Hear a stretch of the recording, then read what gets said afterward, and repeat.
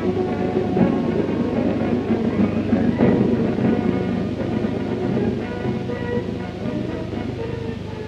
by Australian workmen at the Newport Railway workshops, the train embodies the most modern developments in railway construction. Air conditioning has banished drafts, flies, smuts and excessive temperatures, while selected insulating materials have reduced train noises to an almost imperceptible minimum, and special gear has eliminated vibration even at the train's top speed of 70 miles per hour. The adoption of cotton steel for its construction also resulted in an appreciable reduction in weight with added strength and safety. More than 60 different occupations were represented at Newport among the workmen engaged on the construction of this magnificent train. Anglesmiths, car builders, carpenters, painters, welders, riveters, grinders, wood machinists, to mention only a few. Compared with one of the wooden cars, which has been converted into an air-conditioned vehicle, a steel car of Spirit of Progress, weighing 42.5 tons, is actually 6.5 tons lighter. The seating capacity is the same in both cars. Other features of the construction include wide windows, double panes of unshatterable glass, well-upholstered seats with disappearing armrests, the use of veneers of selected Australian timbers for the inside walls, and in addition to the soft diffused lighting from the roof, there is the appealing novelty of a reading lamp for each passenger. But we're ahead of ourselves. Let us go back and see how this wonder train was made. Every detail of construction was analyzed and the method of its fabrication determined, having due regard to its final assembly. The sequence of the operations was carefully planned, and each component had to be absolutely accurate to obviate trouble in the final assembly. The main structural members of the keel of the car, having been carefully marked, were drilled preparatory to being placed on accurately lined assembly jigs to be bolted together. These jig pedestals were set out with the aid of a dumpy level, and a 3/4 inch camber was allowed for. This camber was built into the whole of the car, keel, sides and roof. The center sills were then marked for the reception of the transverse floor members. The sides of the cars were built in a horizontal position for convenience. Top and bottom and longitudinal members were carefully placed in position, and the longitudinal sub-members were welded thereto. The side frames were plated with stretcher-leveled cotton steel sheets, 3/32 of an inch thick. These sheets were temporarily bolted together and the rivet holes drilled through from the main structural members. When each set of components had been finished, the completed sides were lifted by cranes onto the keel. This was necessarily a slow and painstaking operation.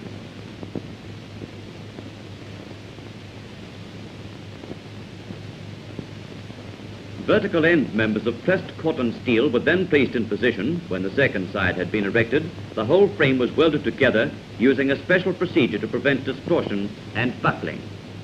The riveting of the sheets to the side members was the next operation, and the reverse or American method of riveting was used to form a head of good appearance.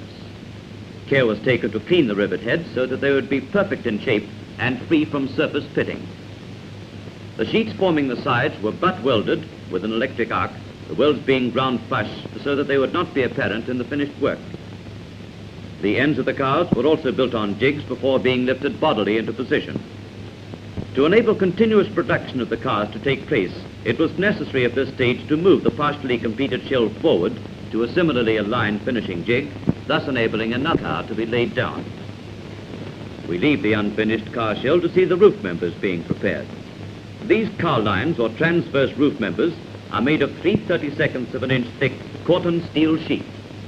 At first they were roughly pressed cold and later placed in a furnace from which they were withdrawn at a white heat and quickly placed in a hydraulic press to form a channel section.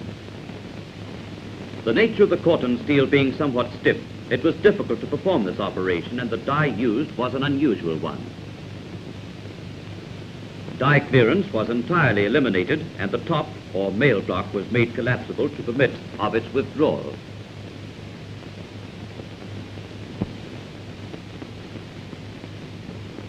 The transverse members or car lines were then placed on top of the main division roof members in a building jig to have short purlins welded between each.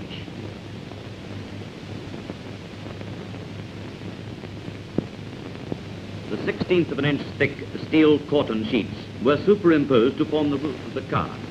They were carefully tacked into position and fully welded to the members for strength and sealing against the weather. The seams were then ground, pinned, and metal sprayed with solder to give a flush finish. At this stage, the rounded end of the parlour car roof was complete except for the last segment, which was fitted prior to being finally welded.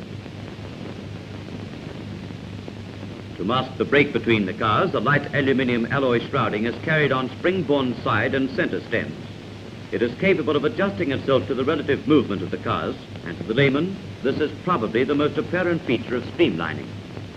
One of these structures being lifted into position and secured to the shock-absorbing units by pinning. The same careful methods of jigging were incorporated in the construction of this assembly. This ensured a minimum time of building and accuracy so that individual fitting to the car end was eliminated. The next stage in the building of the car was the construction of the composite floors. Aluminium sheeting formed the bottom layer of the floor. This sheeting was 1/16 of an inch thick and did not constitute the strength floor, its purpose being to support the insulating material only. The seams were lapped, electrically drilled and riveted, the whole then being similarly riveted to the keel members. The floor insulation material of hair felt was placed on top of this floor, to which it was joined by a suitable mucilage. Above this hair felt is an air space, and then the strength 4 keystone steel supported on longitudinal floor bearers. A portion of the floor of keystone steel has been placed in position before being finally fixed by welding. The completed roof was entirely fabricated on the floor, and the car is now ready to receive it. Owing to the light nature of the roof relative to its great bulk, considerable care had to be exercised in the handling and lifting so as not to initially stress or distort the structure. We leave the car shell to see the construction of the bogies. Also of cotton steel channel sections, the main transom members of the car bogies were bent to shape on a smith's hearth and slab prior to being dressed under a steam hammer. This operation required great skill and judgment, and the angle smith performing this work had to obtain the desired set without undue distortion of the members. Bogie side frames, also of cotton steel channel, were marked and cut to shape with the oxyacetylene torch. Considerable skill was required in this operation also, because if not cut at the correct speed, blemishes would occur. The two side channels were then welded together to form a box section, which gave maximum strength for minimum weight and was superior for this purpose to any standard rolled section that could be purchased. The application of this arc welding method of construction, together with the use of cotton steel, resulted in a weight reduction of approximately 30% compared with the conventional design. To enable the welded assembly to be carried out in the most convenient position, the rotating jig was employed, two frames being applied at once to give balance for turning. The side frames complete with horns were then carefully marked and machined. This ensured that each horn of the journal bearing housing was accurate both to itself and in parallel alignment and relationship with the other.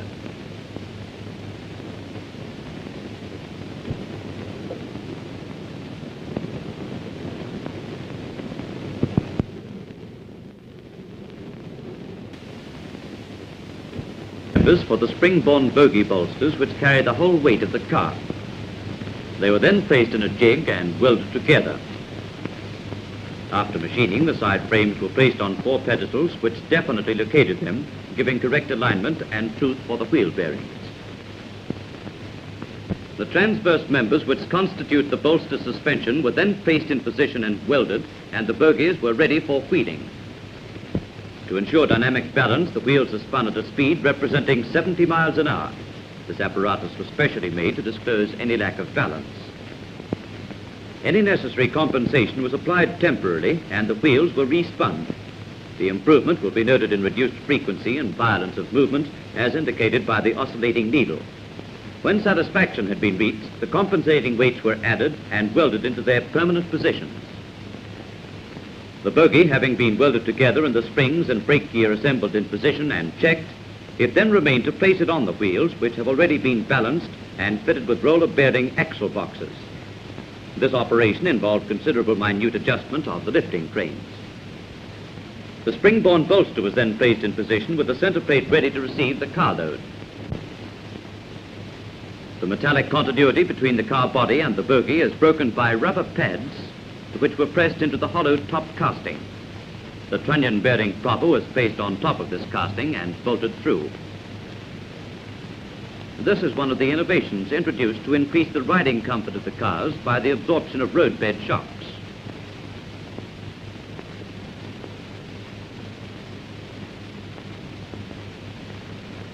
Lowering the center plate onto the bolster, the center plate finally becomes an integral part of the body structure.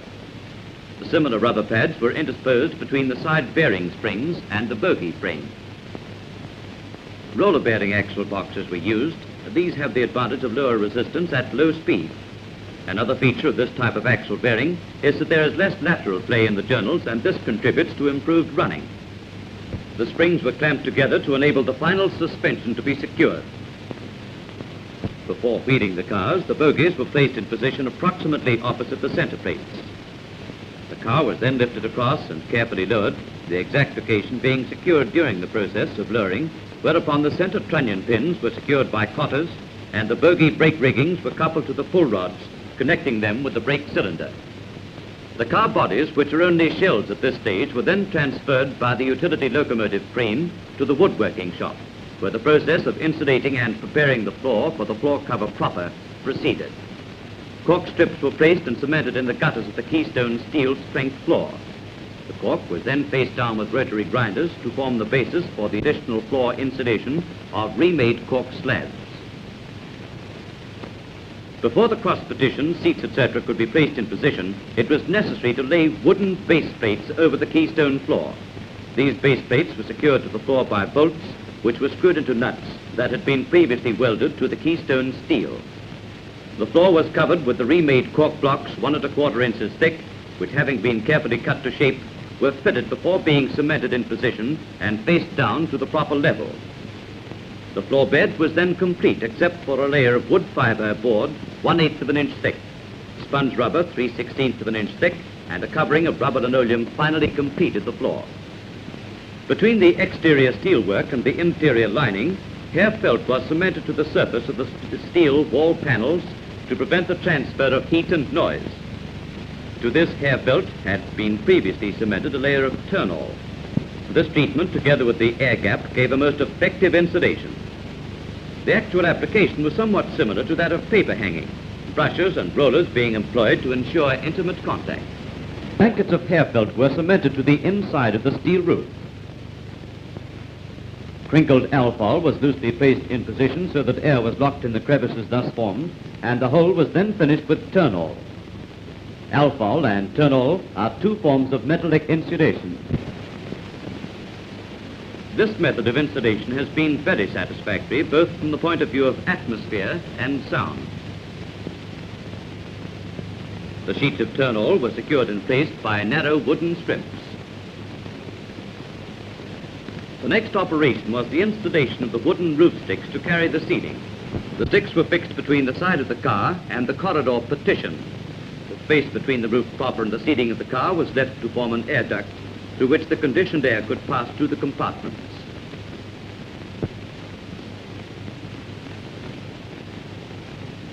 All of the main timbers used in the construction of the interior of this train were machined from flitches in the woodworking shop at Newport. The shells had then reached the stage to receive the compartment partitions.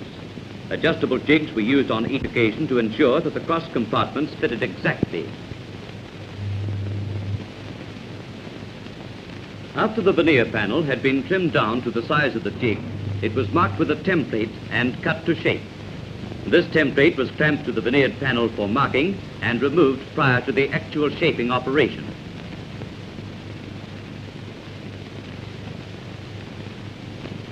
These panels consisted of laminated Oregon cores to which were glued selected Australian veneers of great beauty.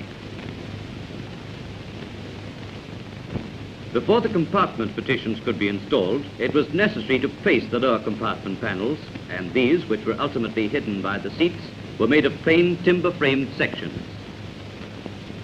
The car was then ready to receive the completed cross partitions, and located in their permanent positions, they were fixed with glue and screws, and finally reinforced with angle strips.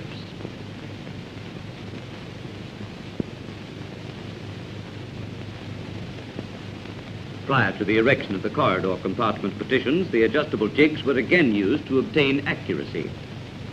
Slight adjustments were necessary in this case, and the jig was removed from the car to mark the corridor partition, which was machined preparatory to cutting the grooves to take the cross partition.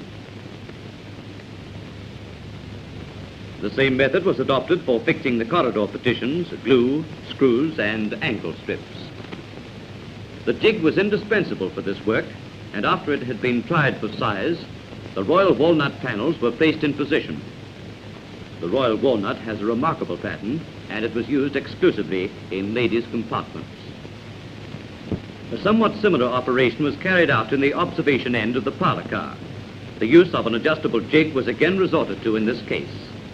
When placing these panels, great care had to be exercised to ensure that the grain was matched throughout.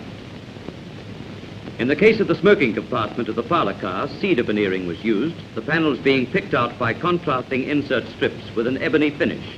These were applied and fitted prior to receiving the staining and lacquer treatment.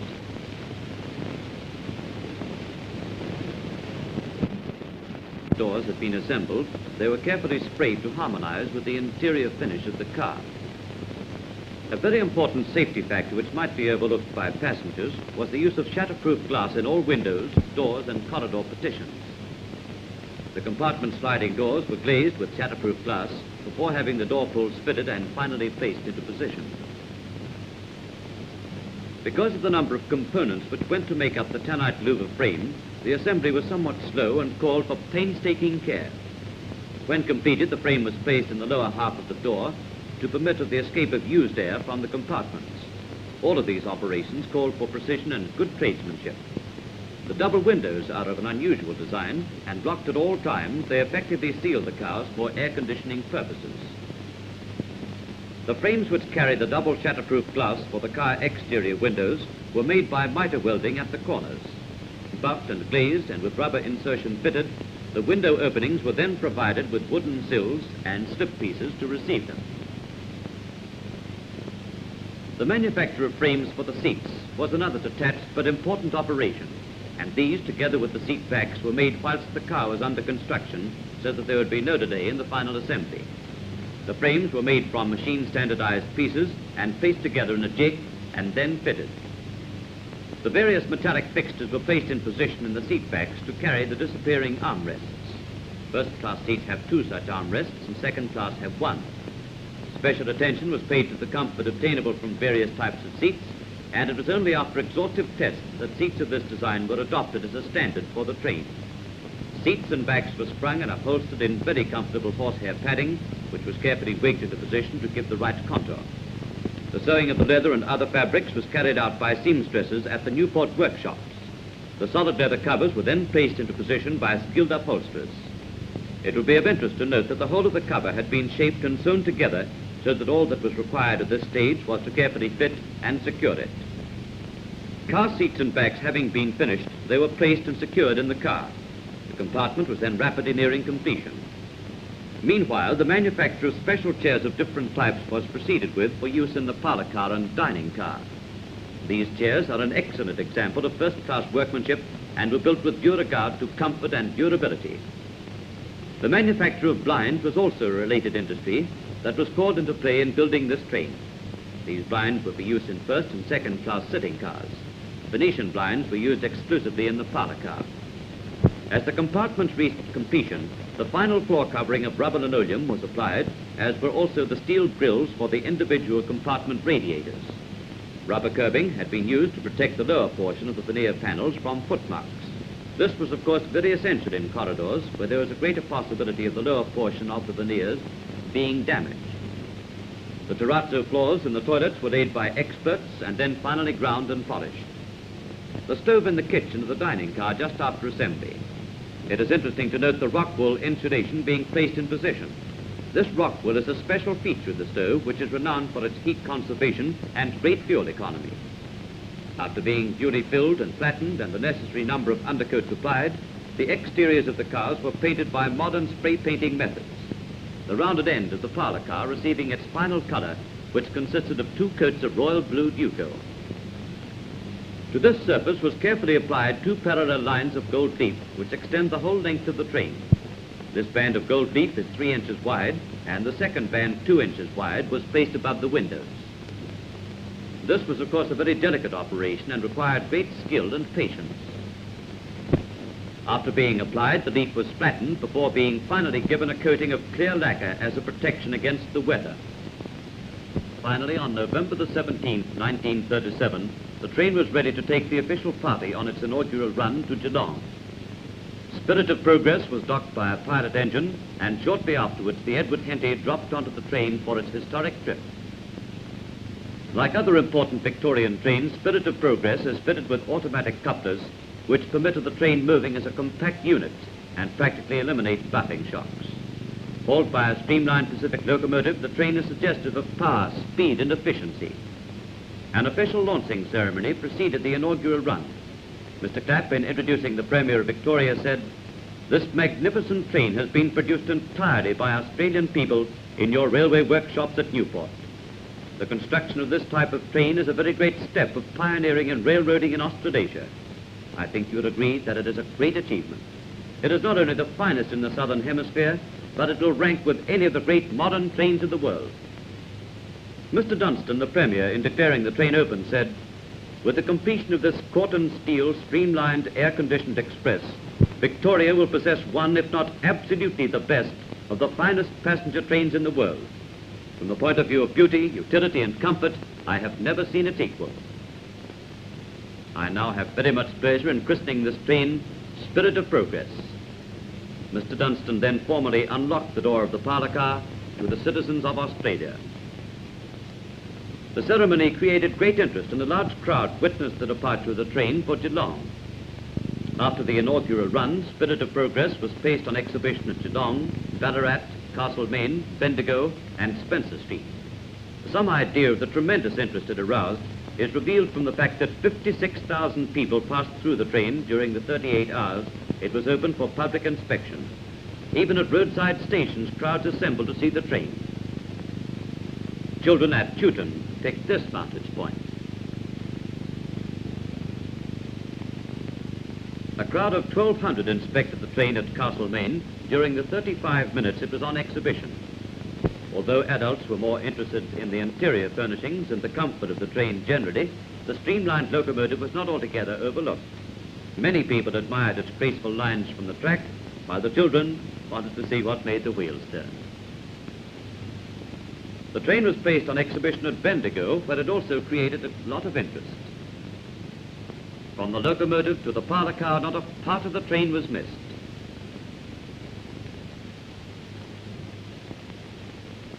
Spirit of Progress ready to leave on its first trip to Albury on November 23rd, 1937. Another innovation in Australian railway travel was the appointment of a stewardess to provide all comfort services to women and children. The driver gives the motion gear a final drop of oil, the whistle sounds, the throttle is opened, and the train is off, and the never-ending task of firing starts in earnest. The smooth riding qualities of the train at speed are apparent from the very slight movement of the flowers in the lounge of the observation car. The armchairs and settees are upholstered in fawn, blue, and pastel green pinweave tapestry. The wall panels are of black wood and the carpet is rust-colored.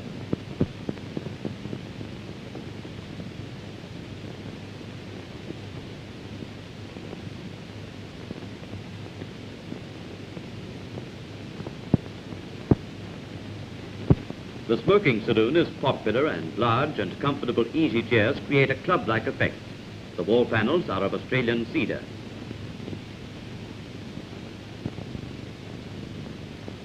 The walls of the kitchen are of stainless steel, and the red ironite floor is impregnated with carborundum to prevent slipping. The equipment represents the very latest in dining car design, and a unique system of air circulation ensures a regular draftless flow of filtered air automatically maintained at an agreeable temperature. A corner of the dining car, which is paneled with Queensland brown beech. A thin ebony strip runs round the walls, and a rich old gold Axminster carpet, together with soft lighting from invisible lamps, enhances the decorative refinement of the interior. The excellent riding qualities of this car, like all the other vehicles which make up the train, have to be experienced to be appreciated.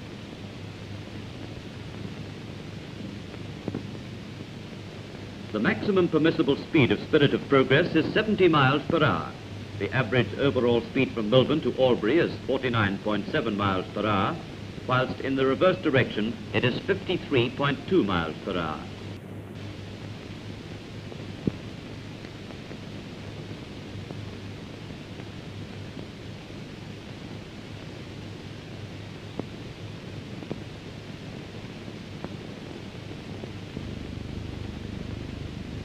The streamlined Blue and Gold Express provides an impressive spectacle when it is speeding non-stop between Melbourne and Albury with its large complement of passengers.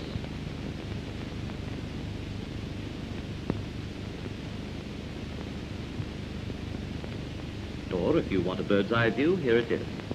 Note how the smoke from the locomotive is deflected upwards. This train is but another example of the ever-improving service which the Victorian Railways are offering to their patrons. Spirit of Progress, and no finer name could have been found for the pride of the Victorian Railways, the greyhound of the tracks, and the last word in train construction in the Southern Hemisphere.